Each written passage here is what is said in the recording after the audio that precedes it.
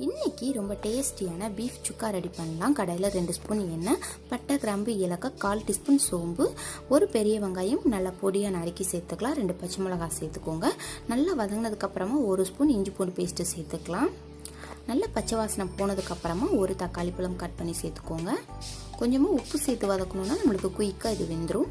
இப்போ நம்ம மசாலா பொடி ஆட் பண்ணிக்கலாம். 1/4 டீஸ்பூன் மஞ்சள் தூள், 1/2 ஸ்பூன் மிளகாய் தூள், 1/2 ஸ்பூன் கரம் மசாலா, 1 ஸ்பூன் மல்லித்தூள், 1/4 டீஸ்பூன் ஜீரகத்தூள் சேர்த்து நல்லா கலந்து விட்டுருங்க.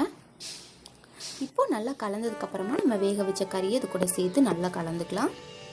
இதில் இருக்க தண்ணியை வேஸ்ட்டு பண்ணிடாதீங்க. இப்போது நம்ம கறி வேக வச்ச தண்ணி இருக்கும் இல்லையா, நம்ம அதையும் இப்போ இதில் சேர்த்துக்கலாம். இப்போது நல்லா கலந்து விட்டுட்டு ஒரு மூடி போட்டு 10லேருந்து 15 நிமிஷம் மீடியம் ஃப்ளேமில் நம்ம அப்படியே குக் பண்ணிக்கலாம். இதில் இருக்க தண்ணியெல்லாம் நல்லா ட்ரை ஆகி வரணும்.